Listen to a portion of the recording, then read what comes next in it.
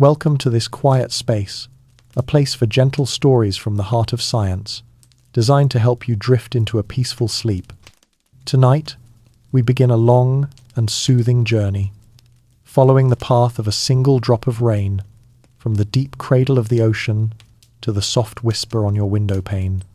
It is a story of physics and chemistry, of biology and philosophy, all woven together into a single, continuous lullaby. As we embark on this journey tonight, I invite you to settle in, to let the world outside fade away, and to simply listen. Before we begin, if you feel so inclined, please support this channel with a like and subscribe, so that these stories may find others who seek a moment of peace. Your presence here is deeply appreciated. Now, close your eyes and let us begin. Our story does not start in the clouds, nor with the drum of a storm, but in the deep, silent, and ancient womb of the world, the vast and breathing ocean. Imagine yourself suspended in this immense liquid cosmos, where sunlight from the world above dissolves into a soft, luminous twilight, and then into a profound and gentle darkness. Down here, the weight of a world of water creates a stillness that has held for millennia, a quiet so deep that you can almost feel the slow turning of the earth itself. It is here, in this boundless aquatic cathedral, that we find our traveller, a single, unassuming molecule of water. It is a simple thing, a tiny triad composed of two hydrogen atoms bonded to one oxygen atom, written in the language of chemistry as H2O. Yet, this simple structure is the architect of our world, the solvent of life, the ink in which our planet's story is written. For billions upon billions of years, this molecule has journeyed, an eternal pilgrim in a cycle that knows no true end. It has been held in the crystalline lattice of a glacier, locked in the ice of a forgotten age. It has been drawn up through the roots of a giant sequoia, and it has been exhaled in the warm breath of a sleeping animal. And now, it finds itself here, one among countless others, forming the very substance of the deep ocean. This single molecule is not truly alone, for it is engaged in a constant, silent, and intimate dance with its neighbours. The oxygen atom in our molecule carries a slight negative charge, while the two hydrogen atoms carry slight positive charges, making it a polar entity, a tiny magnet with two distinct ends. Because of this polarity, it feels an irresistible attraction to the molecules around it. The positive hydrogen of one molecule is drawn to the negative oxygen of another, forming a connection that is both powerful and profoundly fleeting. This is the hydrogen bond. It is not a rigid, permanent chemical marriage, but rather a constant, whispering conversation. Imagine a grand ballroom where dancers continuously clasp hands, spin, and then release, only to find a new partner in the next moment. This is the life of water. These hydrogen bonds are formed and broken trillions of times every second, a flickering, invisible web of connection that gives the ocean its substance, its immense, flowing strength. It is this collective, shimmering embrace that creates the phenomenon we call surface tension. A delicate skin upon the water's surface, strong enough to support a water strider, yet gentle enough to yield to a falling leaf. It is this constant clinging, this cohesion, that allows water to be drawn upwards against gravity, to climb the slender capillaries of a plant stem, and to carry life to the highest leaves of the forest canopy. Our little molecule is part of this cosmic dance, a participant in a liquid universe bound by these ethereal, yet formidable, connections. For an untold time, our molecule drifts in the slow, deep currents, a part of the ocean's great circulatory system that moves warmth from the equator to the poles. But slowly, imperceptibly, its journey is trending upward. It is drawn into currents that are guided by the shape of the seafloor and the pull of a distant moon, currents that are gradually rising toward the sunlit world.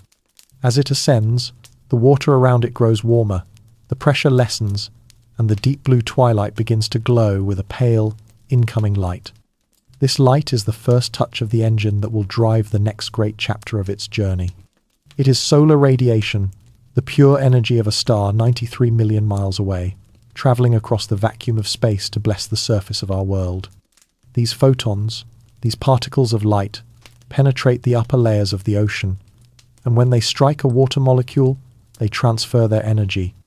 They are like a gentle but persistent call from another realm, a whisper of warmth that makes the molecules vibrate a little faster, that makes the dance of hydrogen bonds a little more frantic.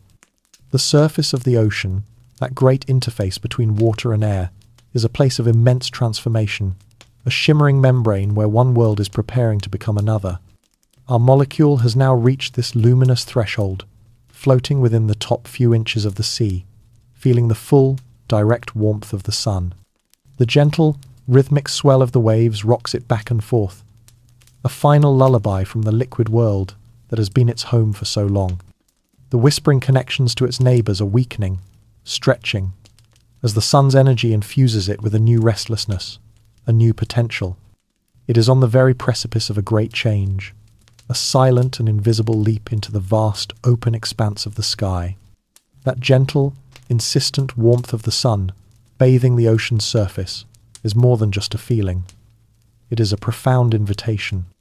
Our water molecule, now dancing with an energy it did not possess in the cool, quiet depths, is straining against the very forces that have held it captive for so long.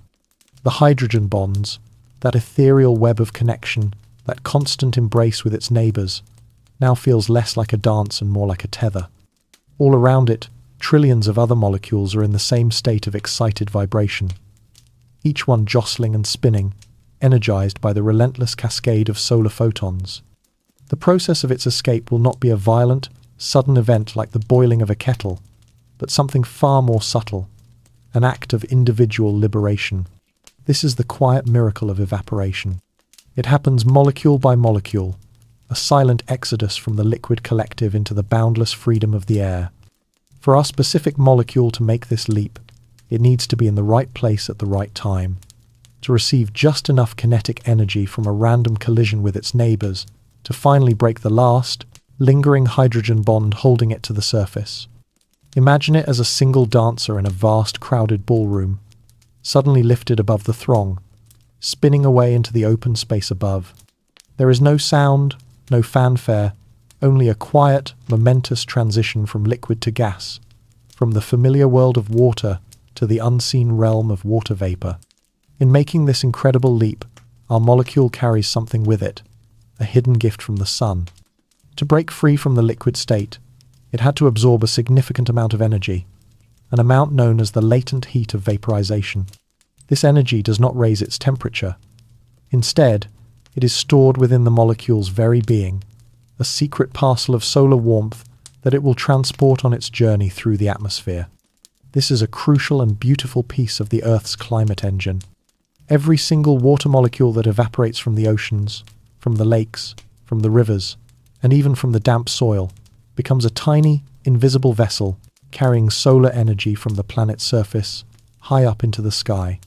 Later, when this process reverses, when our molecule condenses back into a liquid to form a cloud, it will release this stored energy, warming the surrounding air and fueling the immense, swirling systems of weather that sweep across the globe.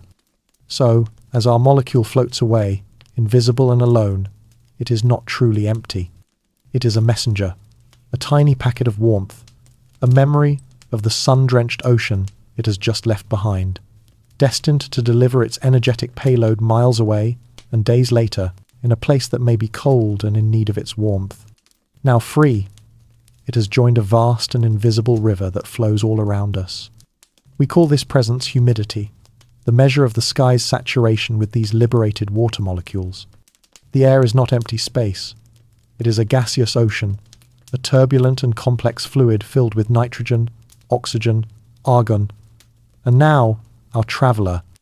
As water vapour, our molecule is incredibly light, far less dense than the air around it, and so it continues its journey upward, rising on the gentle currents of warm, moist air that lift from the sun-heated sea. This rising column of air is like a slow, majestic elevator, carrying countless trillions of water vapor molecules into the higher reaches of the troposphere. As this parcel of air ascends, it encounters a world of ever-decreasing pressure. The dense, heavy blanket of the atmosphere thins with altitude, and with less pressure pushing in on it from the outside, the parcel of air is free to expand. This expansion is a slow, gentle exhalation, and it comes with a consequence. As the air expands, it cools. This fundamental principle that an expanding gas cools down is the very reason clouds form.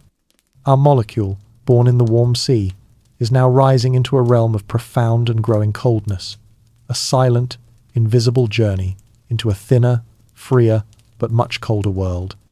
It is adrift now, a single, ethereal entity in the vast blue expanse, having left the familiar embrace of the ocean for the unknown architecture of the sky, carried on whispers of wind, waiting for the next great gathering. Now adrift in the vast and cooling air, our single molecule of water vapor is no longer an individual agent but a passive traveler, subject to the grand and invisible currents of the sky. It has entered the troposphere, the lowest and most intimate layer of our planet's atmosphere. The name itself, from the Greek word tropos, means to turn or to mix, and it is a realm of perpetual motion, a restless, churning ocean of air where all the weather we have ever known is born, lives, and dies. This layer extends from the ground beneath our feet to a height of about 7 miles, and it contains over 75% of the atmosphere's mass. It is the stage upon which the drama of clouds, storms, and gentle breezes unfolds. Our molecule, floating somewhere in the middle of this aerial sea, begins to move, not randomly, but as part of a system so vast it is driven by the breathing of the planet itself. The engine of this motion is the sun, the same star that lifted our molecule from the ocean. The sun's rays strike the Earth most directly at the equator, warming the surface and the air above it. This warm, moist air, being lighter, begins to rise, creating a great, slow, upward-moving river of air that flows toward the cooler poles. At the poles, the cold, dense air sinks and flows back toward the equator along the surface. This is a convection cell, a colossal planetary-scale circulation that is, in essence, the slow and steady breath of the world, inhaling at the poles and exhaling at the equator, endlessly redistributing the sun's warmth. Our molecule is caught in this planetary breath, swept along in a current of air that begins to travel across the globe. But its path is not a simple, straight line. The journey of the wind is more subtle, more artful, because it is drawn upon the canvas of a spinning sphere. This is the Coriolis effect, a force that is not a force in the traditional sense, but an apparent deflection caused by the Earth's own constant rotation. Imagine standing on the center of a spinning merry-go-round and trying to roll a ball to a friend standing on the edge. Though you push the ball in a straight line, from your friend's perspective, it will appear to curve and miss its target. The winds on Earth experience this same beautiful and constant deflection. In the northern hemisphere, they are nudged gently to the right. In the southern hemisphere, to the left. This subtle, ever-present influence is what prevents the winds from flowing in straight lines from pole to equator. It is the artist's hand that sculpts the air, that spins, developing storms into vast, spiraling cyclones, and that organizes the winds into the reliable patterns of the trade winds and the westerlies that mariners have navigated for centuries. Our water molecule, weightless and compliant, follows this celestial choreography perfectly, its path curving gently over the curve of the Earth, a silent participant in a dance between solar energy and planetary motion. Its journey could be a slow and meandering one, taking weeks to cross an ocean. But it is also possible that our molecule is drawn into one of the atmosphere's great hidden features, the jet stream. High in the upper troposphere, near the boundary with the stratosphere above, are narrow, fast-flowing rivers of air, racing from west to east at speeds that can exceed 200 miles per hour. They are born from the sharp temperature contrast between cold polar air and warm tropical air, and they snake their way around the globe in long, meandering waves. To be caught in a jet stream is to be catapulted across the sky. Continents that would take days to cross by plane are traversed in a fraction of the time. Our molecule, caught in this powerful current, is now on an express journey, a tiny speck of water vapor swept along in a torrent of wind, utterly unaware of the land and sea passing miles below. It is in this high, cold, fast-moving river that the conditions for the next great transformation are becoming perfect. It has travelled thousands of miles from its ocean home, and the air that carries it is growing colder and more saturated, nearing a special threshold, a point of becoming where it can no longer hold the memory of the ocean in its invisible, gaseous form. The journey of solitary drifting is nearing its end, and the time for gathering is about to begin. Having been carried on these great atmospheric currents for days or even weeks, our water molecule now finds itself in a parcel of air that is ripe for change. The long journey into the upper troposphere has left the air profoundly cold, and it is saturated with the moisture gathered from the ocean it left so far behind. The molecule, and the trillions of its siblings surrounding it, are nearing a critical threshold known to science as the dew point. This is not a place, but a state of being, a specific temperature at which the air can no longer hold all of its invisible water vapor. It is a point of surrender, where the gaseous realm must give way to the liquid. As the air cools just one fraction of a degree more, it becomes supersaturated, and the process of condensation begins. This is the moment when our molecule will release the secret parcel of energy it has carried all this way. The latent heat of vaporization, that memory of the sun's warmth absorbed from the ocean's surface, is now given back to the atmosphere, gently warming the surrounding air as the molecule transforms from a gas back into a liquid. It is a moment of profound creation, the birth of a visible cloud from the perfectly clear, invisible air. But this beautiful transformation cannot happen in a void. In perfectly pure air, water vapor would struggle immensely to condense. The molecules would need to randomly collide and stick together to form a droplet, a statistically improbable event. For a cloud to be born, the water vapor needs a helping hand. It needs a surface upon which to gather, a nucleus to cling to. The sky, though it appears pristine and empty, is in fact filled with countless trillions of microscopic particles, known collectively as aerosols, or more poetically, as cloud condensation nuclei. These are the unsung heroes of our story, the tiny, essential seeds from which every cloud grows. They are unimaginably small, often just a fraction of a micrometer in diameter. Yet without them, the skies would be mostly clear, and rain as we know it would be exceptionally rare. These nuclei are the dust of the world, lifted into the sky by the wind. A nucleus could be a microscopic grain of salt, flung into the air from the spray of an ocean wave, still carrying the taste of the sea. It could be a speck of mineral dust, swept up from the sands of the Sahara Desert and carried all the way across the Atlantic. It could be a grain of pollen from a vast and distant forest, a particle of soot from a wildfire or volcano, or even, as we shall later see, a tiny fragment of a meteorite that has journeyed from the depths of space. Each of these specks, these aerosols, is a gathering place, an anchor in the sky. Our water molecule, pushed by the cooling of the air past its dew point, is now irresistibly drawn to one of these nuclei. It settles upon its surface, and in that moment, it is no longer a solitary molecule of water vapor. It has become part of the first infinitesimal liquid droplet. It is joined almost instantly by another molecule, and then another, and another still. A microscopic community begins to form, a process of aggregation happening simultaneously on trillions of other nuclei all around it. The invisible becomes visible. The clear air begins to take on a faint, hazy quality. And then, as more and more droplets form and grow, a definite form begins to emerge from the blue. A wisp, a puff, a streak of white. A cloud is being woven into existence, thread by tiny thread.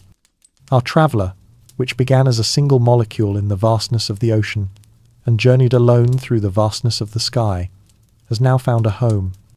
It is part of a collective, a single droplet among millions, a constituent of a floating body of water that is now substantial enough to catch the light of the sun and cast a shadow upon the earth below. The long period of wandering is over, and the patient, quiet life of the cloud has just begun. This newly formed cloud, of which our water droplet is now a tiny, integral part, is more than just a cluster of water. It is a piece of celestial architecture, a visible expression of the atmosphere's invisible moods and movements. As we gaze up at the sky, we can read the story of the air in the shape of the clouds it weaves. These shapes are not random. They're a direct consequence of the forces that gave them birth, and they have been observed and named by curious minds for centuries. The most fundamental forms are divided into 3 families, each with its own distinct personality. High in the coldest reaches of the troposphere, 5 to 7 miles above the Earth, you will find the delicate and wispy cirrus clouds. Their name comes from the Latin word for a curl or a lock of hair, and they appear as thin, feathery streaks, often arranged in intricate patterns like an artist's brushstroke against the deep blue. These clouds are not made of liquid water droplets, like their lower altitude cousins. The air up there is far too cold for that. Instead, they are composed entirely of tiny ice crystals, and it is this crystalline nature that gives them their translucent, silky sheen. They are the heralds of the upper atmosphere, catching the first and last light of the sun, glowing with brilliant oranges and pinks long after the world below has fallen into shadow. Their presence often signals a change in the weather to come, a silent, beautiful warning written in a language of ice and light. Lower down in the atmosphere, in the realm of rising air currents, we find the cheerful and familiar cumulus clouds. Their name is Latin for heap or pile, and they are the quintessential clouds of a summer's day, resembling floating puffs of cotton or giant heads of cauliflower. A cumulus cloud is the visible top of a strong column of rising warm air, known as a thermal. As the air rises, it expands and cools adiabatically, and when it reaches its dew point, the moisture within it condenses to form the cloud's sharp, brilliant white and well-defined top. Their bases are typically flat, marking the exact altitude where the condensation began. These clouds have a life cycle. They are born, they grow, and they dissipate, often in just a matter of minutes. When the air is only moderately unstable, they remain as fair-weather cumulus, drifting peacefully across the sky. But if the air is very unstable, these gentle heaps can grow vertically with astonishing speed, their tops billowing upwards, becoming towering cumulus, and eventually the mighty cumulonimbus, the king of clouds, the great thunderhead that carries lightning, hail, and torrential rain within its dark and churning heart. And then there are the stratus clouds, whose name comes from the Latin word for layer, or to spread out. These are the clouds of a quiet, overcast day, forming in vast, grey sheets that can cover the entire sky, like a soft, diffuse blanket. Unlike the vertically developing cumulus, stratus clouds are formed when a broad, stable layer of air is gently lifted and cooled over a large area. There is no vigorous convection here, only a slow, patient, and widespread ascent. This gentle formation results in their uniform, featureless appearance. They can produce a light drizzle or mist, and when they form at ground level, we call them fog. While a sky full of cumulus clouds feels dynamic and full of energy, the stratus sky evokes a sense of calm, of melancholy, of introspection. It is a ceiling on the world that softens the light, quiets the landscape, and encourages a turning inward. So whether the sky is painted with the icy filaments of cirrus, the happy heaps of cumulus, or the solemn blanket of stratus, we are seeing the invisible made visible. Our single droplet, suspended within this new home, is part of an entity whose very form tells the story of its creation, a silent piece of atmospheric poetry. But now, we must leave this grand, macroscopic view and journey deep inside, into the microscopic world where the true preparations for the rain are about to begin. Let us now travel inward, past the billows and sheets of the cloud's exterior, and into its very heart. The world inside a cloud is a strange and ethereal place, a dense, swirling fog of countless trillions of microscopic water droplets, each one like the one our traveller has become. These droplets are incredibly small, typically just 10 to 15 micrometers in diameter, so light that they are held aloft by the slightest of air currents. If you were inside, you would see a uniform greyness in every direction, a world without landmarks or horizons. It is a quiet, patient, and crowded place, and it is here that the next great challenge of our story must be overcome. For these tiny cloud droplets to become rain, they must grow in size by an astonishing amount. It takes roughly 1 million cloud droplets to merge together to form a single, average-sized raindrop. This process of growth is not instantaneous. It is a slow and delicate dance, governed by the patient laws of physics. a journey from microscopic suspension to a weight substantial enough to begin the long fall back to Earth. In clouds, where the temperature is above freezing, known as warm clouds, the primary method of growth is a process called collision and coalescence. Imagine the inside of the cloud as a vast, three-dimensional ballroom where the dancers, the tiny droplets, are being gently swirled and stirred by weak turbulence and air currents. As they move, they inevitably bump into one another. Most of the time, for the very smallest droplets, they simply bounce off each other like tiny rubber balls. But occasionally, a slightly larger droplet will collide with a smaller one and absorb it, merging into a single, slightly larger entity. This new, heavier droplet now falls a little faster than its neighbors, and because it is moving at a different speed, it begins to sweep up even more of the smaller, slower droplets in its path. This sets off a slow-motion chain reaction. The bigger it gets, the faster it falls, and the more efficiently it collects the smaller droplets in its way. It is a process of patient accumulation, a slow gathering of siblings into a single, unified body. It can take a very long time, a quiet and persistent choreography happening invisibly within the soft, grey walls of the cloud. In colder clouds, however, where the upper levels extend into altitudes below 0 degrees Celsius, a far more efficient and mysterious process takes place. These clouds are a mixture of three ingredients: tiny ice crystals, regular water droplets, and a strange substance known as supercooled water. Supercooled water is water that remains in its liquid state, even though its temperature is below the normal freezing point. Just as liquid water needs a condensation nucleus to form a droplet, it also needs a special kind of particle, an ice nucleus, to freeze. These are much rarer than condensation nuclei. This means the cloud is filled with a vast number of liquid water droplets that are cold and ready to freeze, but cannot. This is where the Bergeron process begins. A few lucky ice crystals form on the rare ice nuclei available. Now, a subtle competition for water vapor begins between the ice crystals and the supercooled water droplets. For reasons rooted in thermodynamics, water vapor molecules are more easily and more strongly attracted to the surface of an ice crystal than they are to the surface of a liquid water droplet. The ice crystal begins to pull the water vapor directly from the air, and the surrounding supercooled droplets, to maintain equilibrium, begin to evaporate, replenishing the vapor that the ice crystal is so greedily collecting. The ice crystals grow rapidly at the expense of the shrinking water droplets, becoming larger and heavier, blossoming into beautiful, hexagonal snowflakes. These snowflakes then begin to fall through the cloud, and if the air beneath is warm enough, they melt, transforming into the large, cold raindrops that often signal the beginning of a steady, soaking rain.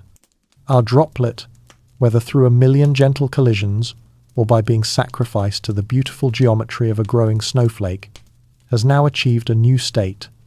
It is part of a body heavy enough that the gentle updrafts can no longer deny the inevitable pull of gravity. Its time of suspension is over, and the long journey home is about to begin. Within the vast and churning architecture of a great storm cloud, our newly formed raindrop is not yet free to fall. While gravity pulls it inexorably downward, powerful updrafts, the very currents of rising air that built the cloud, are pushing it back up. It becomes a captive, forced to ride the turbulent elevators of air, cycling up and down within the cloud's chaotic interior. It is in this violent, churning environment, a place of immense energy, that another of nature's great spectacles is born.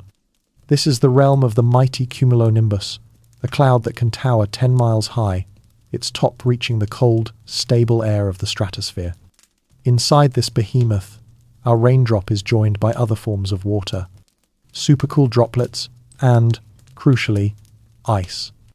The collisions here are no longer gentle bumps, they are frantic and constant. Heavier, soft hail particles, called gropel, fall through the cloud, while smaller, lighter ice crystals are swept upwards by the fierce updrafts. As they collide, a subtle but critical exchange takes place. The falling gropel, in these millions of tiny collisions, strips electrons from the rising ice crystals. This process, known as triboelectric charging, is similar to the static electricity you might create by shuffling your feet on a carpet. The result is a slow and steady separation of electrical charge on a colossal scale. The heavier gropal carries its newly acquired negative charge down toward the base of the cloud, while the lighter ice crystals carry their positive charge up to the cloud's anvil-shaped top. Slowly, methodically, the storm cloud transforms itself into a giant battery in the sky, a capacitor of immense power, with a positively charged top and a negatively charged bottom. This separation creates an enormous electrical potential, a field of tension that grows with every passing moment. The air itself, normally a good insulator, is stretched to its breaking point, straining to keep these two powerful, opposing charges apart. The ground below the storm also becomes part of this electrical drama. The powerful negative charge at the cloud's base repels the negative charges on the Earth's surface, causing the ground directly beneath the storm to accumulate a strong positive charge. The tension is now stretched between the sky and the Earth, a silent, invisible, and powerful bridge of potential energy. The atmosphere is holding its breath, waiting for the inevitable release. That release begins not as a single, brilliant bolt, but as a tentative, exploratory probe. From the negative base of the cloud, a channel of ionized air called a stepped leader begins to snake its way downward, traveling in short, jagged bursts of about 50 meters at a time, pausing for a few microseconds between each step as it seeks the path of least resistance toward the ground. As this invisible, searching finger of negative charge gets close to the Earth, the powerful electric field it creates inspires the positive charge on the ground to reach upward. From the tops of trees, buildings, and other tall objects, positive streamers begin to rise, eager to connect, to close the circuit. When one of these streamers finally makes contact with the descending leader, the pathway is complete, and in that infinitesimal moment, a torrent of electrical current is unleashed. This is the return stroke, the part we actually see as lightning. A brilliant, blinding channel of light and energy surges from the ground back up to the cloud along the pre-made path, discharging the immense tension in a single, convulsive flash. This channel of plasma is hotter than the surface of the sun, reaching temperatures of up to 30,000 Kelvin in a fraction of a second. This intense, instantaneous heating causes the air along the channel to expand explosively, creating a powerful shockwave that radiates outward. This shockwave is what we hear as thunder. The sharp crack is the sound from the part of the bolt closest to us, while the long, low rumble is the sound from the parts farther away, their echoes arriving later and blending together. It is the voice of the storm, the atmosphere exhaling after a moment of profound tension. With this luminous pulse, this celestial heartbeat, the storm has balanced its energies, and in the calmer air that follows, our raindrop is finally, truly, released to begin its long, uninterrupted fall. The great flash has faded and the thunder has softened to a distant murmur, its energy dissipated into the newly cleansed air. The fierce updrafts within the cloud have weakened, their energy spent in the grand spectacle of the storm's electrical heart. Now, a different phase of the rain begins. It is no longer a battle against the winds, but a simple, inevitable surrender to gravity. Our raindrop, now fully formed and heavy, begins its final descent, a journey of thousands of feet through the quiet air that separates the cloud from the earth.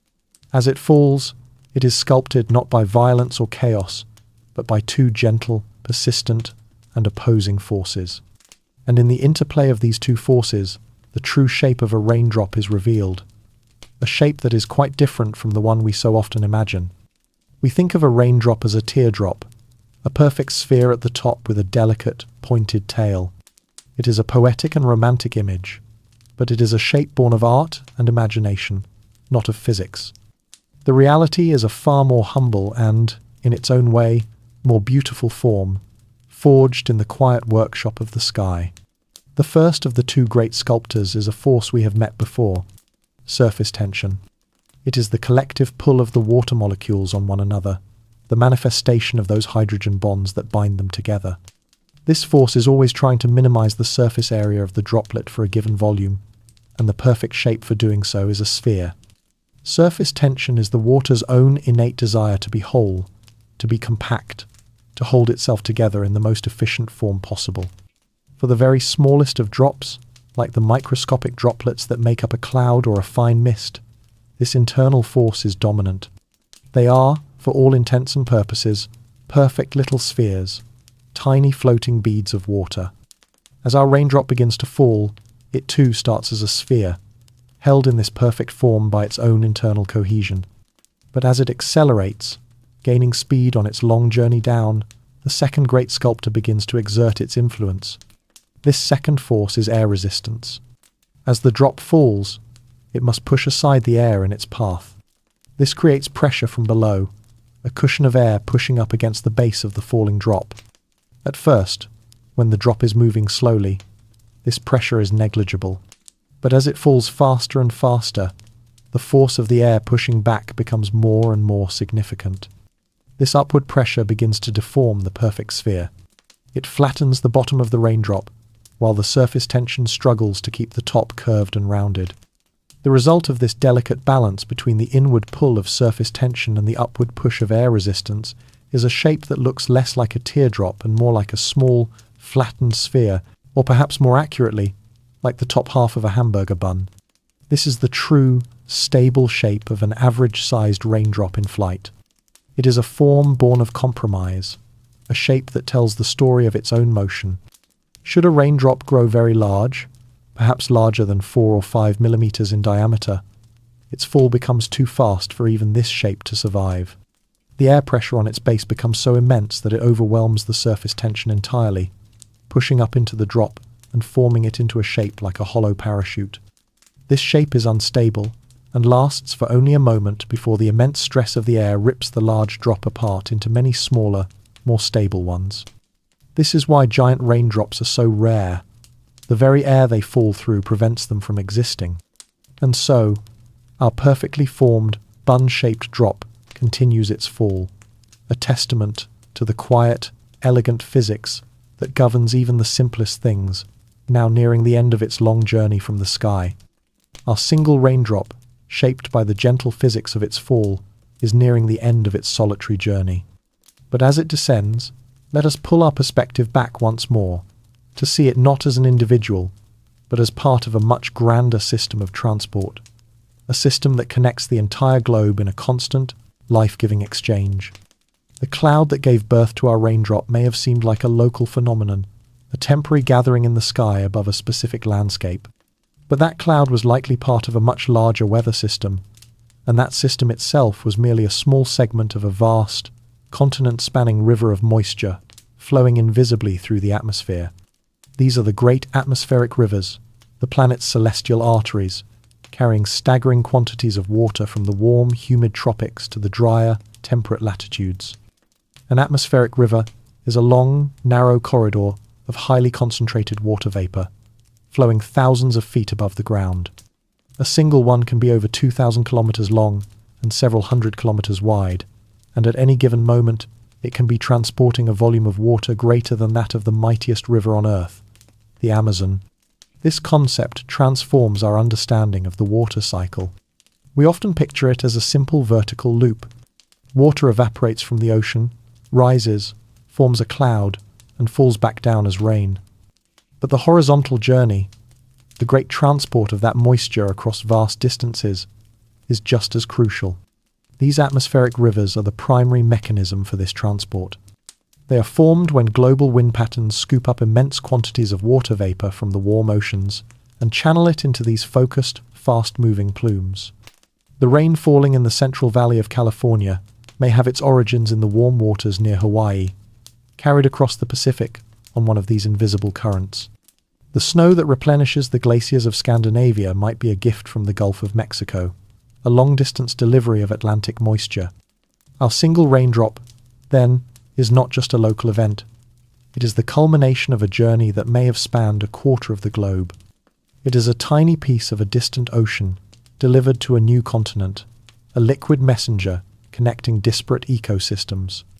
When these rivers in the sky finally make landfall, especially when they are forced to rise over a mountain range, the results are dramatic. The forced ascent cools the vast column of moist air, triggering immense and prolonged precipitation. This is how the great snowpacks of the Sierra Nevada and the Rocky Mountains are built. storing winter moisture that will sustain millions of people and vast agricultural lands through the dry summer months. In this way, atmospheric rivers are essential, the bringers of life-giving water, the breakers of droughts. But their power is immense, and they can also be the source of devastating floods and landslides when a particularly warm and wet river stalls over a region for several days.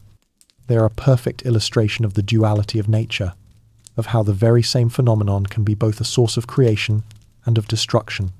As our raindrop completes its fall, it does so as a representative of this immense, planet-spanning system.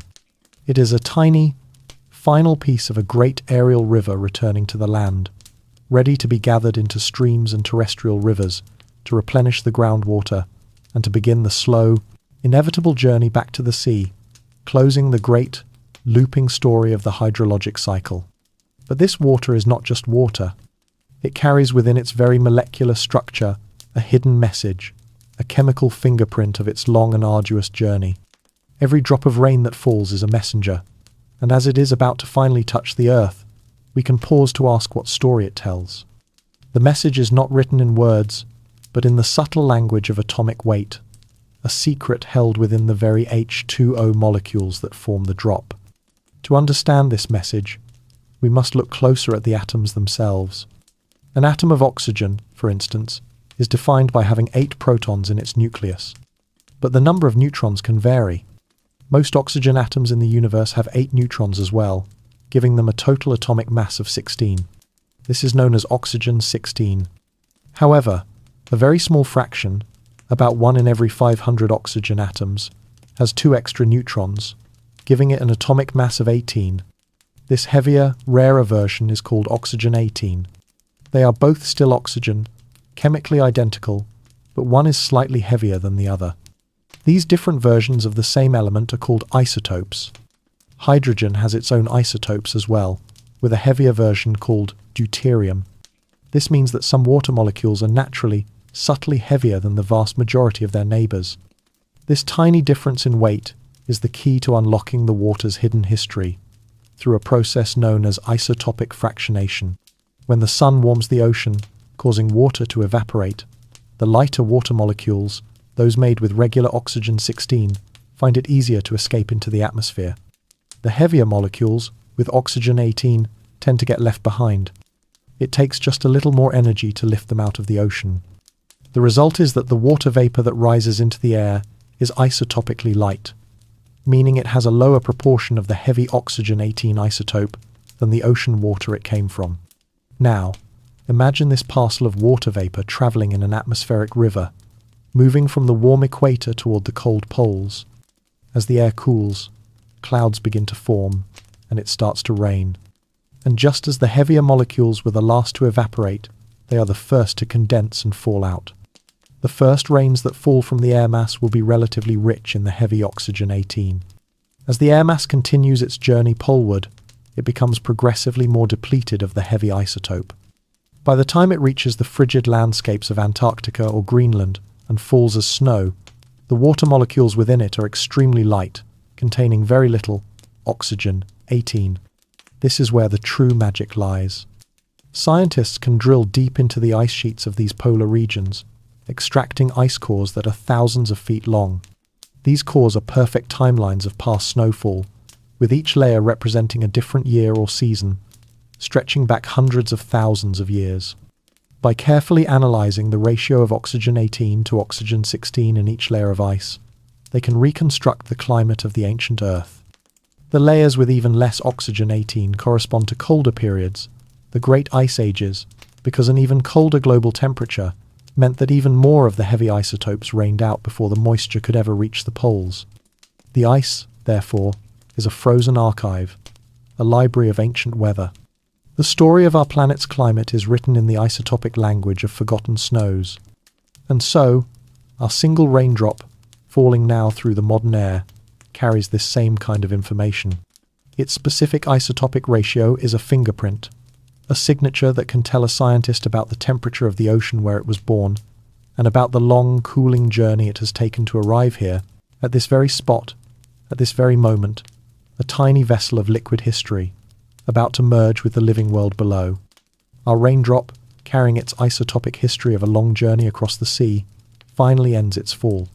It lands not on the hard ground, but with a soft patter upon the broad, green leaf of a maple tree. For a moment, it rests there, a perfect, trembling jewel, reflecting the grey sky above and the intricate network of veins on the leaf below. Here, at this interface between the atmosphere and the biosphere, our traveller is about to become a participant in another of the planet's great water cycles, one that is driven not by the simple physics of heat and gravity, but by the quiet, persistent, and powerful engine of life itself. The rain is often seen as a gift from the sky to the forest, a one-way transaction of nourishment. But the forest is not a passive recipient. It is an active and essential partner in the creation of rain.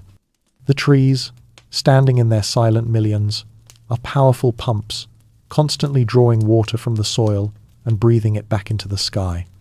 This process begins deep in the dark, cool earth, where the tree's vast network of roots absorbs the water that has soaked into the ground. This water, along with dissolved nutrients, is then pulled upward against the force of gravity through a sophisticated plumbing system of microscopic tubes within the tree's trunk and branches, known as the xylem. The journey from the root tip to the highest leaf can be a climb of hundreds of feet. When the water reaches the leaves, it serves its biological purpose, facilitating photosynthesis, the miraculous process of turning sunlight into life. But the vast majority of the water, often more than 95%, does not remain within the tree. It is destined for the air once more. On the underside of every leaf are thousands of tiny, microscopic pores called stomata. These are the lungs of the tree, opening to take in carbon dioxide and release oxygen. And every time they open, water vapor escapes from the moist interior of the leaf into the drier air outside. This is transpiration, the exhalation of water from the living tissues of plants. It is a silent, invisible process, but on a planetary scale, its power is immense. A single large oak tree can transpire over 40,000 gallons of water into the atmosphere in a single year. Now, imagine a forest with millions of trees. The amount of water they breathe into the sky is staggering. In many terrestrial ecosystems, especially in dense rainforests, the combined process of evaporation from the ground and transpiration from plants, known as evapotranspiration, is the dominant source of atmospheric moisture. The Amazon rainforest, for example, generates more than half of its own rainfall. The water is recycled continuously, falling as rain, being drawn up by the trees, and then breathed back out to form the next day's clouds. This has led to a profound and beautiful idea known as the biotic pump theory. This theory suggests that the immense volume of water vapor released by a vast forest creates a region of lower atmospheric pressure. This low pressure zone, in turn, actively draws in moist air from the oceans, sometimes from thousands of miles away, creating its own steady, reliable winds. In this view, the forest is not just waiting for the wind to bring it rain. The forest is the engine that summons the wind and the rain to it. The moisture rising from the Amazon has been called a flying river, a body of vapor moving through the sky, just as powerful as the river of water on the ground below, a current of life-given moisture that waters the interior of the continent. Our raindrop, resting on its leaf, is now part of this living system, soon to be absorbed, and, perhaps, to be breathed out again, becoming a thread in the clouds that the forest itself is weaving. The journey of our water molecule, from ocean to sky to living leaf, has shown its remarkable capacity for transformation. But its story is not limited to the simple phases of liquid and gas. The path it travels through the atmosphere is dictated by temperature, and when that path leads through layers of profound cold, water can express itself in an entirely different form. The solid, crystalline beauty of ice. The gentle rain that falls on a warm day is just one of several possible fates for a droplet descending from a cloud. Its final form upon reaching the ground is a story written by the temperature profile of the air it falls through, a vertical landscape of varying degrees of warmth and cold. Let us imagine our traveller not as a raindrop this time, but as a delicate, six-sided snowflake, falling from the frigid upper levels of a winter cloud. Its journey downward begins in air that is well below freezing. In one possible scenario, our snowflake falls through the cold air and then encounters a shallow, intermediate layer of warmer air with a temperature above 0 degrees Celsius. In this layer, the snowflake completely melts, transforming into a regular liquid raindrop. But its journey is not over. Below this warm layer is another, deeper layer of air that is once again below freezing, extending all the way to the ground. As our newly formed raindrop falls through this final cold expanse, it has enough time to freeze completely once more before it ever reaches the earth. It will not become a snowflake again. Instead, it freezes into a tiny, translucent ball of ice. This is sleet. When it lands, it does not splash, but bounces and skitters across the ground with a soft, glassy ticking sound. A rain that has been twice transformed on its journey. Now, imagine a slightly different and more precarious atmospheric setup. Our snowflake begins its fall as before, and once again encounters a layer of warm air that melts it into a raindrop. But this time, the final layer of sub-freezing air near the ground is very thin, perhaps only a few 100 feet deep. As the liquid raindrop falls through this shallow cold layer, it does not have enough time to freeze solid in the air. Instead, it cools to a temperature below its normal freezing point, but remains liquid, a phenomenon we have encountered before, known as supercooling. This supercooled raindrop then continues to the ground, and the very instant it makes contact with any surface, a tree branch, a power line, a road, a window pane that is also below freezing, it freezes instantly. This is freezing rain. It creates a smooth, thick, and incredibly heavy coating of clear ice, known as glaze, that can encase the world in a sheath of glass. Beautiful yet immensely destructive. It is a rain that holds its transformation until the very last possible moment. And then there is the most dramatic form of frozen precipitation, born not of gentle winter layers, but of the violent, churning heart of a severe thunderstorm. This is hail. A hailstone begins its life as a tiny frozen embryo, perhaps a frozen raindrop or a particle of soft gropal. Instead of simply falling, it is caught in the storm's powerful updraft and is lifted high into the coldest parts of the cloud. On this upward journey, it collides with countless supercooled water droplets, which freeze onto its surface, adding a new layer of ice. Eventually, it becomes too heavy for the updraft and begins to fall, only to be caught by another, even stronger updraft and lifted once more, collecting yet another layer. This cyclical journey, up and down, through different parts of the storm cloud, can happen again and again, with each trip adding a new concentric layer of ice, much like the layers of an onion. Finally, when the hailstone is so large and heavy that even the strongest updraft cannot support it, it plummets to the ground. These varied forms, from the bounce of sleet to the sheath of freezing rain to the layered sphere of hail, are all expressions of water's journey through the shifting temperatures of the sky, a reminder that even in its descent, its capacity for transformation is not yet over. As our water molecule, in its varied forms of liquid and ice, completes its journey through the troposphere, we are left with a sense of wonder at its transformations. We have seen it shaped by the sun, the wind, and the living breath of forests. But to truly understand the depth of its story, we must look back further still, not just to the ocean where it was born, but to a time before the oceans, and to a place beyond the confines of our world. We must return to that tiny, essential speck that first allowed our molecule to become a cloud droplet, the condensation nucleus. We have pictured it as a grain of salt from the sea or dust from a desert, and often it is. But the sky is also seeded with material of a far more ancient and mysterious origin. Every single day, our planet is showered with a constant, gentle, and almost entirely invisible rain of dust from space. An estimated 100 tons of extraterrestrial material in the form of micrometeorites falls upon our world every 24 hours. These are the infinitesimal crumbs left over from the birth of our solar system 4.5 billion years ago, tiny fragments of asteroids and comets that have been wandering the void for eons. As these particles enter our upper atmosphere at incredible speeds, most of them burn up, creating the fleeting streaks of light we call shooting stars. But their story does not end there. Their disintegration leaves behind a fine smoke of vaporized rock and metal, which then recondenses into a haze of tiny, solid particles that slowly drift down through the atmospheric layers. These particles, born of fire and space, can and do become the very nuclei around which our water molecules gather to form clouds.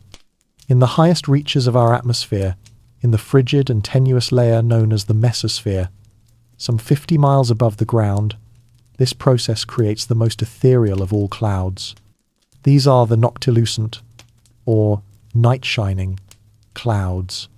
They are so high that they catch the rays of the sun long after it has set for those of us on the ground, and they appear in the deep twilight as luminous, electric blue tendrils, shimmering silently at the very edge of space.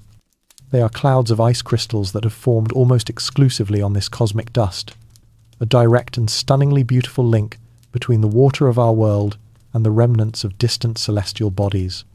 So it is entirely possible, even probable, that the raindrop landing now upon the Earth first began its existence as a liquid droplet by clinging to a speck of dust that was once part of an asteroid, a traveller from the belt between Mars and Jupiter. This thought connects the most familiar of weather phenomena to the most profound of cosmic truths. The water itself, which fills our oceans, is now thought by many scientists to have been delivered to a young, dry Earth by the constant bombardment of comets and water-rich asteroids in the early days of the solar system. The rain, in this sense, is a gift from the stars, a celestial import that made life itself possible. The very elements that constitute the water molecule, and the dust upon which it forms, and indeed, the elements within our own bodies, were all forged in the hearts of stars that lived and died long before our sun was ever born. The rain that waters the earth is made of star stuff, just as we are. And so, our traveller, whether it fell as rain, sleet, or snow, carries within it a legacy that is not just planetary, but universal. It is a tiny, tangible piece of the cosmos, a reminder that the boundary between Earth and space is not a line, but a constant, gentle, and life-giving exchange. This raindrop, carrying within its heart a potential cosmic seed and an isotopic memory of its oceanic home, now falls through the final few thousand feet of its journey. This is the part of the atmosphere we breathe, the air that is filled with the dust and pollen of the continents, the smoke of our fires, and the exhaust of our machines. And in this final stage of its descent, the raindrop performs one of its most vital and restorative functions. It cleanses the air. As it falls, our perfectly shaped droplet acts as a tiny, natural filter, sweeping the air clean through a process known as atmospheric scavenging, or wet deposition. The atmosphere, especially near the surface, is filled with a vast collection of suspended particles, the aerosols we first met as the seeds of clouds. These can be natural particles, like pollen from flowers, spores from fungi, or fine dust from the soil. They can also be man-made pollutants, tiny particles of soot, sulfates, and other chemicals released from industrial activity and transportation. Our falling raindrop collides with these particles, and they are either absorbed into the drop or simply stick to its surface, carried along for the rest of the ride to the ground. This is a remarkably efficient process. A steady, gentle rain can remove a vast majority of the particulate matter from the column of air through which it falls, literally washing the sky. This is why, after a good rain shower, the air often feels clearer, visibility is sharper, and distant hills or buildings seem to have been brought into sharper focus. The rain has removed the haze of aerosols that was scattering the light. Furthermore, some of the gases in the atmosphere can dissolve directly into the liquid of the raindrop. This is where a darker side of the story can emerge. When the air is polluted with gases like sulfur dioxide, written as SO2, and various nitrogen oxides, often written as NOx, which are byproducts of burning fossil fuels, they dissolve in the water and undergo chemical reactions to form sulfuric and nitric acid. The result is acid rain, a form of precipitation that can be as acidic as lemon juice, capable of damaging forests, acidifying lakes to the point where fish cannot survive, and slowly dissolving the stone of ancient buildings and monuments. It is a stark reminder of how interconnected our planetary systems are, and how the waste we put into the air is inevitably returned to us in the water that falls from the sky. But in a clean, healthy atmosphere, the cleansing power of rain is a profoundly benevolent force. That fresh, clean smell in the air after a spring shower is not just a pleasant sensation, it is the sensory evidence of this great atmospheric wash. The rain has scrubbed the air of dust and pollen that can trigger allergies. It has removed the pollutants that can irritate our lungs. It has settled the dust that can dim the sunlight. Each individual drop, on its final descent, becomes a tiny janitor, collecting the impurities of the air and bringing them down to the ground where they can be diluted and incorporated harmlessly into the soil. It is a planetary-scale act of renewal, a resetting of the atmospheric canvas. And so, as the last drops of the shower fall and the clouds begin to part, they leave behind a world that feels refreshed, clean, and reborn. The sunlight, when it finally breaks through, seems brighter and warmer, shining through an atmosphere that has been given a new, pristine clarity by the very storm that has just passed. As the storm cloud passes and moves on, its great, dark belly giving way to a thinning veil of grey, a profound and beautiful transformation of the light begins to occur. The sun, which has been hidden, now finds a gap in the clouds. Its rays, travelling 93 million miles in just over 8 minutes, stream down through the newly washed air and illuminate the sheet of falling raindrops that still lingers between us and the departing storm.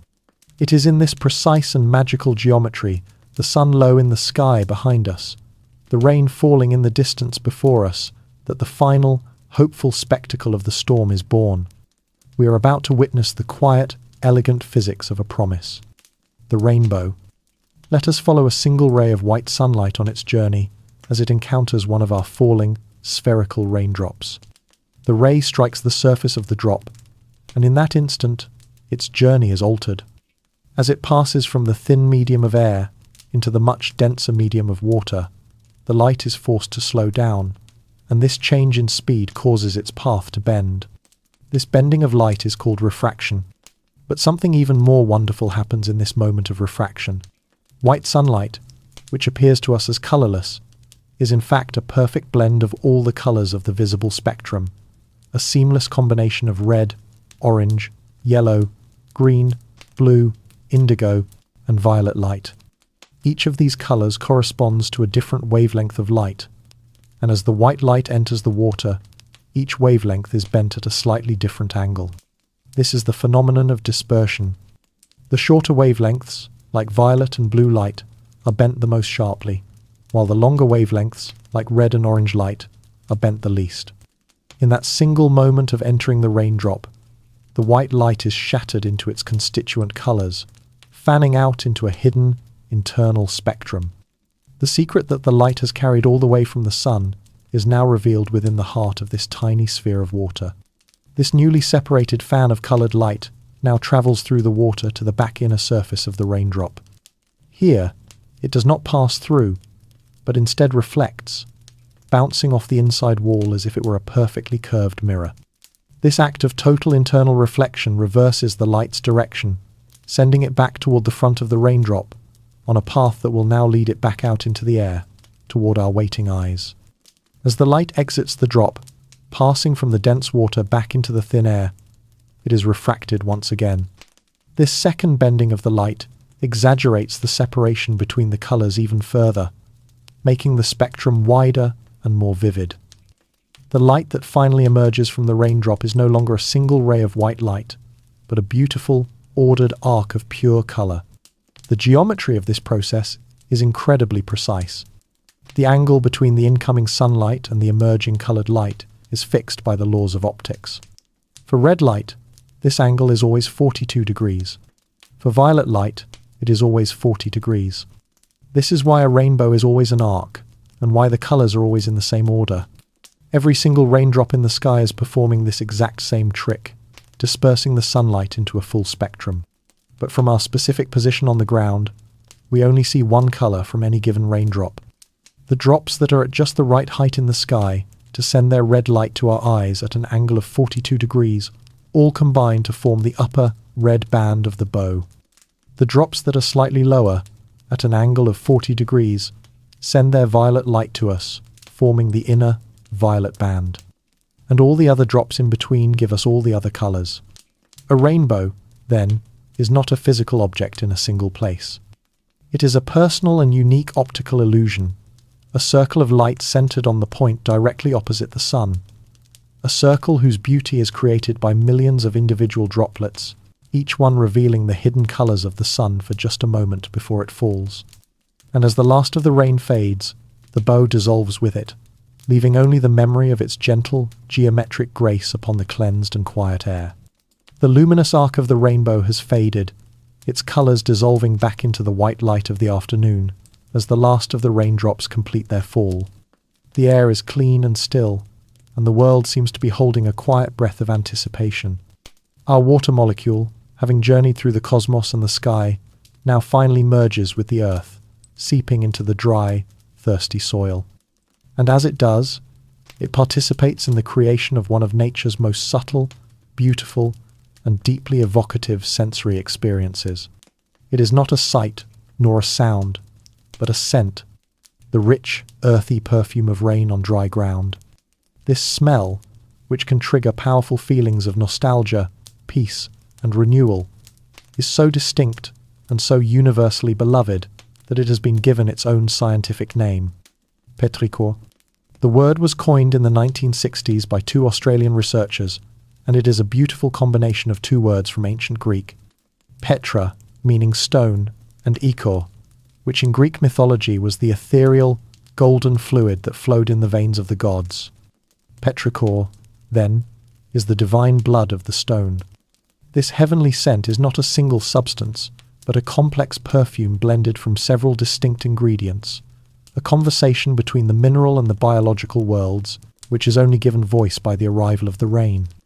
The most dominant component, the one that gives petrichor its signature earthy note, is a compound called geosmin. This chemical is produced by a genus of bacteria called Streptomyces, which are found in abundance in almost all healthy soils across the globe. These microbes are essential to the life of the soil, helping to decompose organic matter. When the soil begins to dry out, these bacteria produce spores to survive, and in the process, they create and release geosmin. The human nose is extraordinarily sensitive to this compound.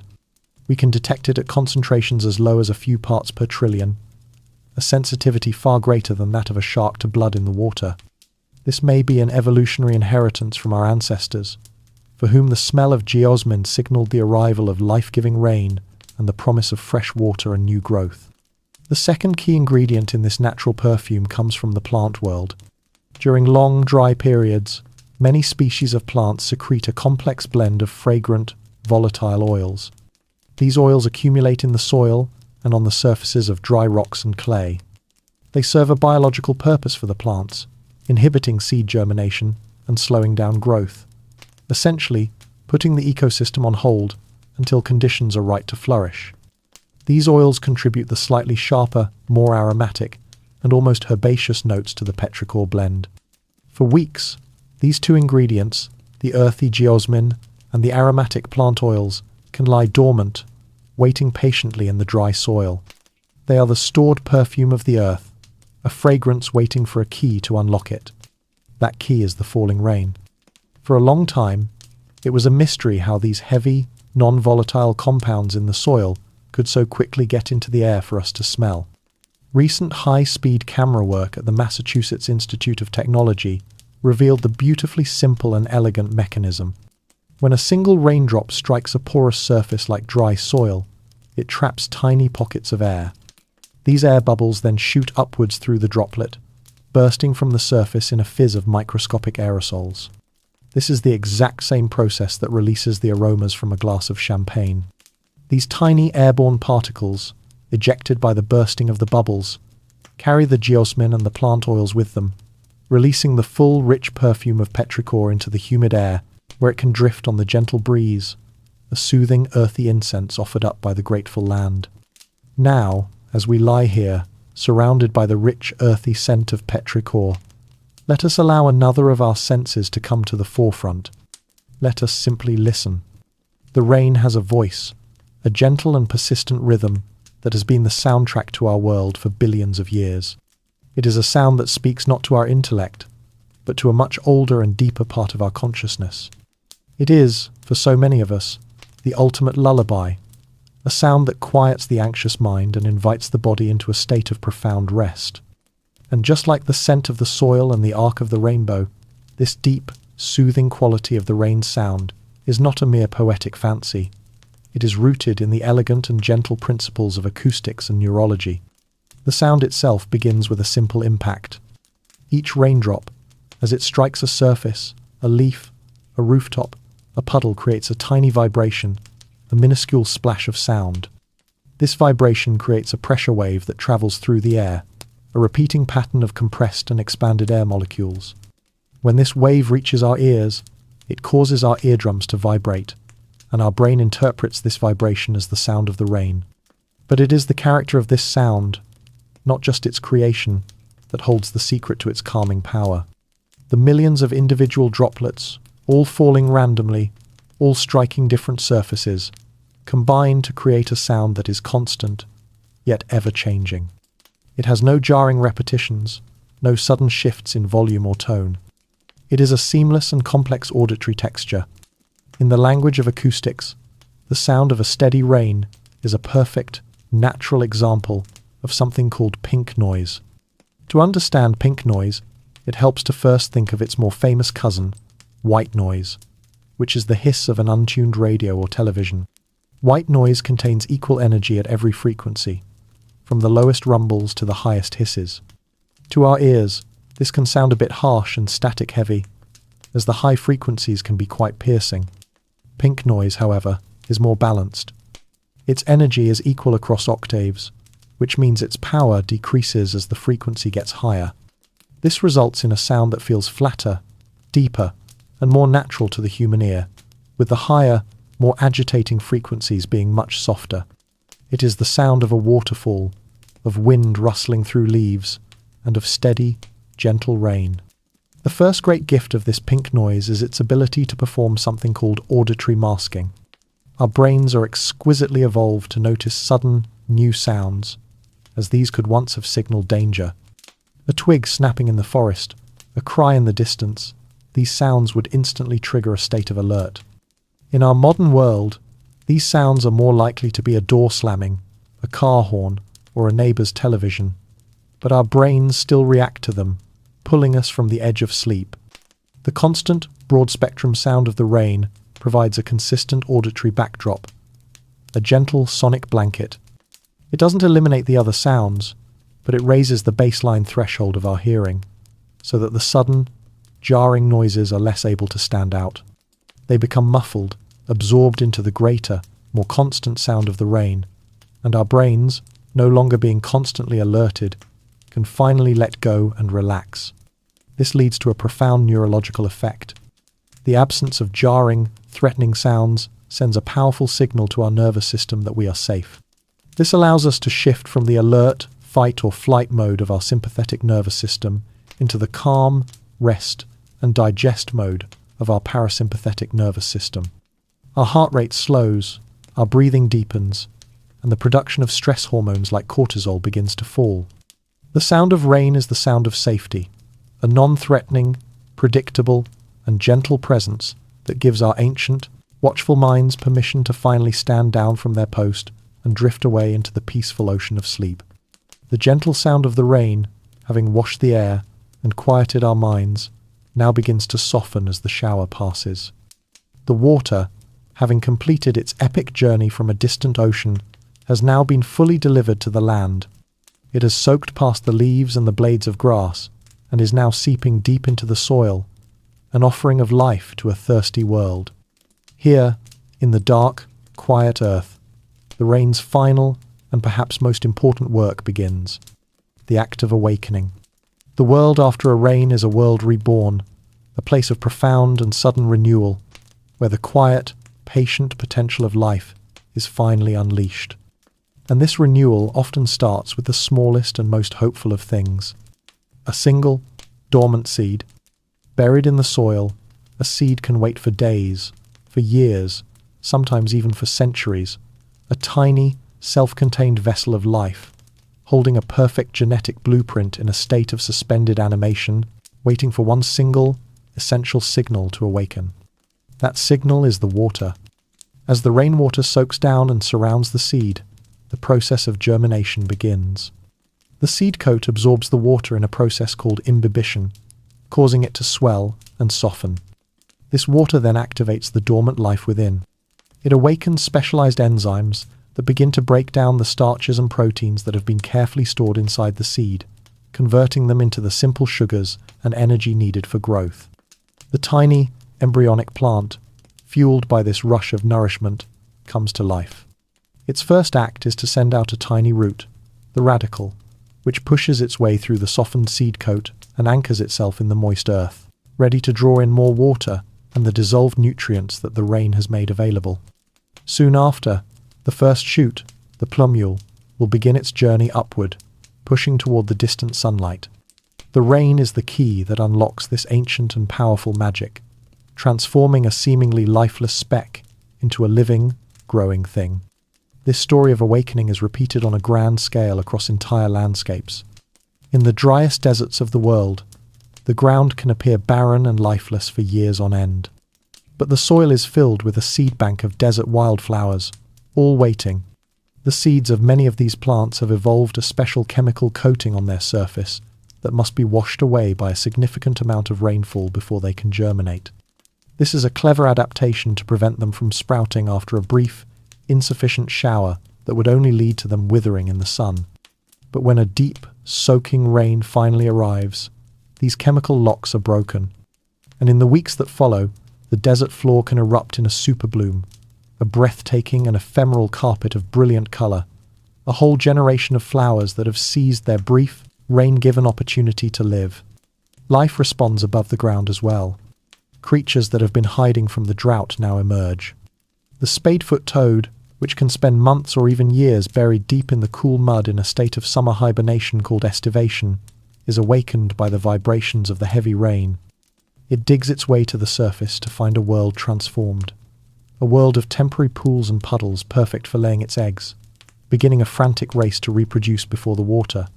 And this brief window of life disappears once more.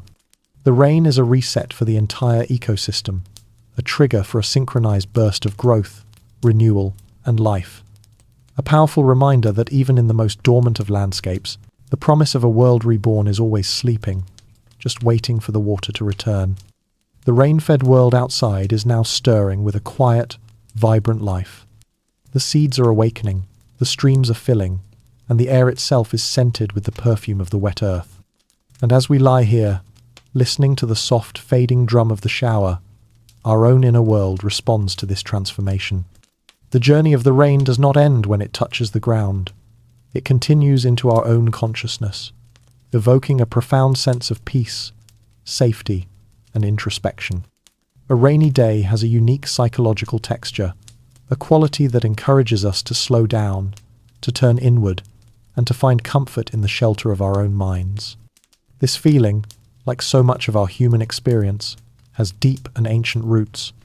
One of the most powerful reasons for this feeling of cozy security can be explained by a concept in environmental psychology known as prospect and refuge.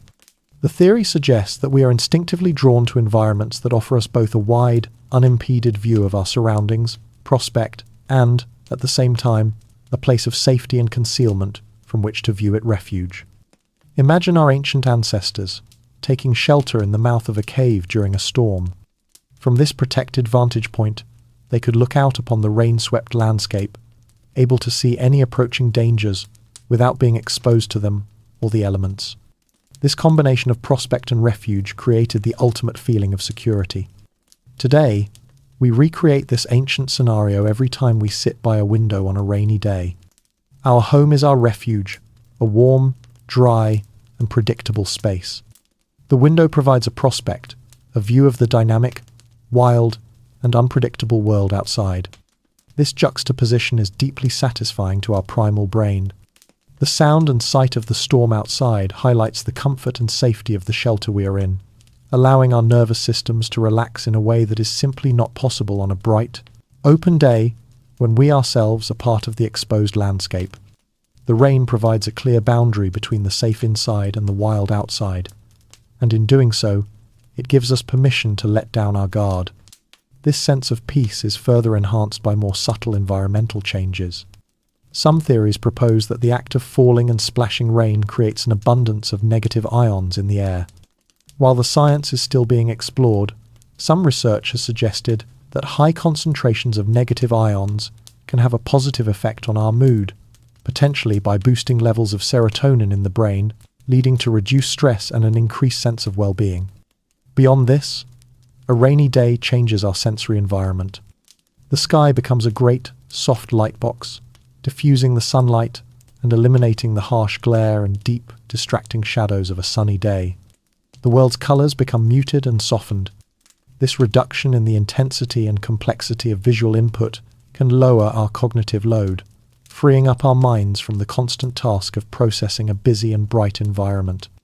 It is this freeing of mental resources that can lead to the bursts of creativity and deep, introspective thought that so many people associate with a rainy day.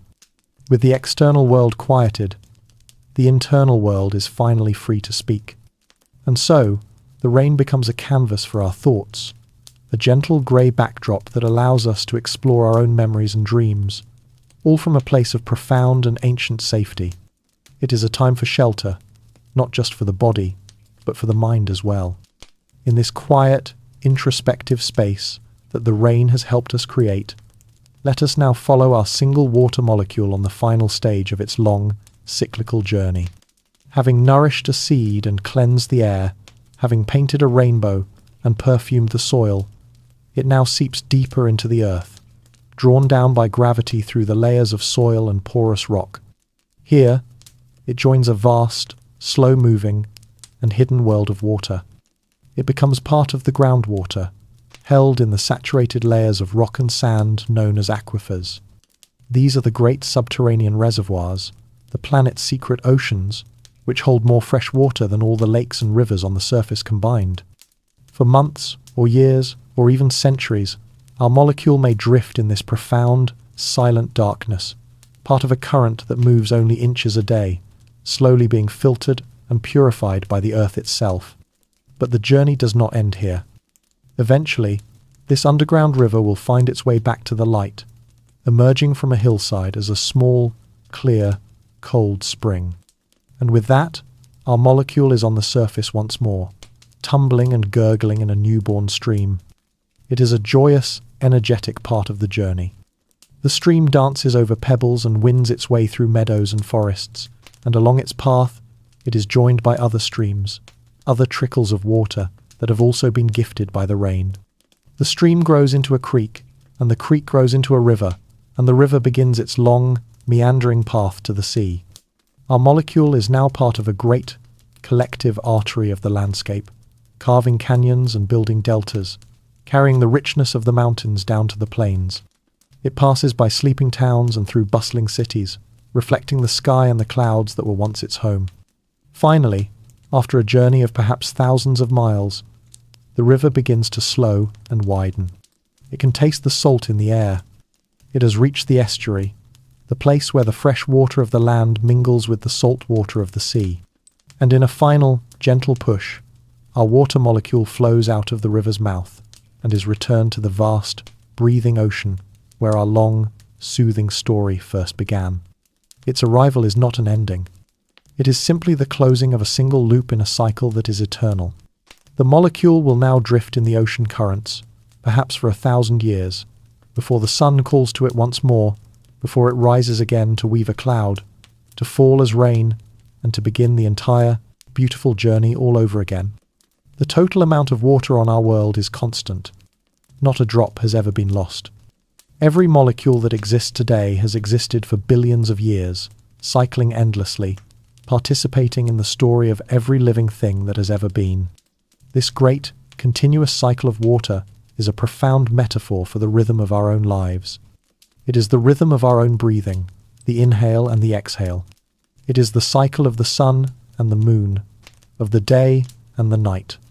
And it is the cycle of waking and of sleeping. Just as the raindrop returns to the ocean to find rest, so too do we return each night to the deep, quiet ocean of sleep, to restore our bodies and our minds, ready for the sun to call upon us again in the morning. Thank you for joining me on this long and gentle journey into the soothing science of rain. If this story has brought you a measure of peace, I would be so grateful if you would share your thoughts in a comment below and support this channel with a like and a subscribe. It helps these stories find their way to others. For now, the journey is complete. There is nowhere else to go. Simply rest, simply breathe, and allow yourself to drift peacefully into a deep and restorative sleep. Good night.